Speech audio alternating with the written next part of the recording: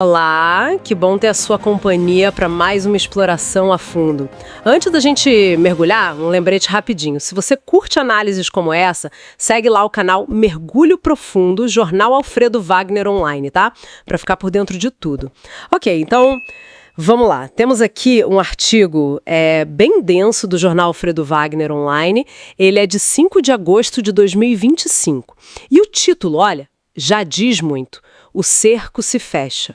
Quando o fim se aproxima, só ficam os fanáticos e os comprometidos. Forte, né? O texto se debruça sobre a situação política do Jair Bolsonaro. Depois daquela ordem de prisão domiciliar do ministro Alexandre de Moraes.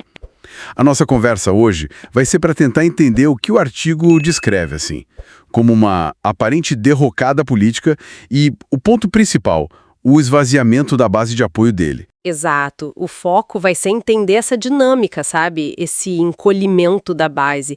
E quem, pelo menos segundo o artigo, ainda está lá com o Bolsonaro nesse momento que o próprio texto chama de crítico. O ponto de partida é justamente essa ordem de prisão domiciliar, lá no começo de agosto. O artigo não poupa, não. Chama de capítulo dramático e um sinal de uma derrocada visivelmente irreversível. Pois é, essa expressão, né, visivelmente irreversível. Isso sugere que, na visão de quem escreveu, não é só um tropeço, tipo um ponto final na trajetória política dele, assim.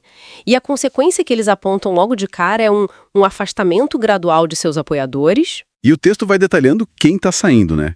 Menciona políticos, empresários, influenciadores digitais, até alguns militares que de repente ficam quietos ou dão uma sumida, assim. E o interessante é que a análise vai um pouco além do cálculo político, sabe? O artigo fala que entra em jogo o instinto de sobrevivência. Quer dizer, conforme vão saindo mais indícios, mais detalhes sobre aquele suposto plano de golpe que o texto menciona, a simples associação ao Bolsonaro já ficaria tóxica demais. Faz sentido, né? Dentro da lógica que o artigo apresenta. Onde antes tinha, assim, aquelas manifestações inflamadas, crítica pesada ao STF, agora, segundo o texto, o que a gente vê é prudência, distanciamento. Isso, e até umas convenientes agendas no exterior, como o artigo ironiza um pouco.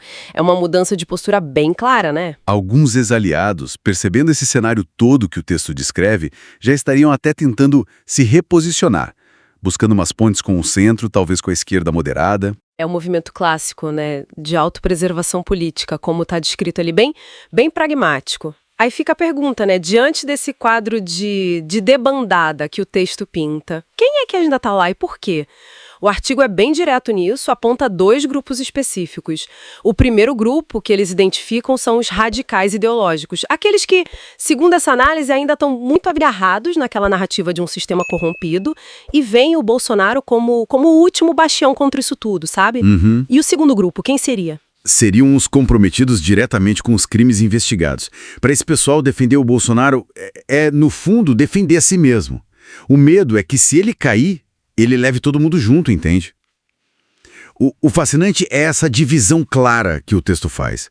Não é só quem acredita, mas quem precisa que ele se mantenha ali, por razões bem concretas. Eles até usam o Carlos Bolsonaro como um exemplo dessa mistura, né, de radicalismo e talvez comprometimento direto. Citam um suposto mal-estar que ele teve quando soube da prisão do pai, interpretando isso como um símbolo, assim, do colapso desse núcleo duro. E isso levanta uma questão importante, que o artigo menciona meio de passagem, sobre a sustentabilidade dessa estratégia de confronto o tempo todo.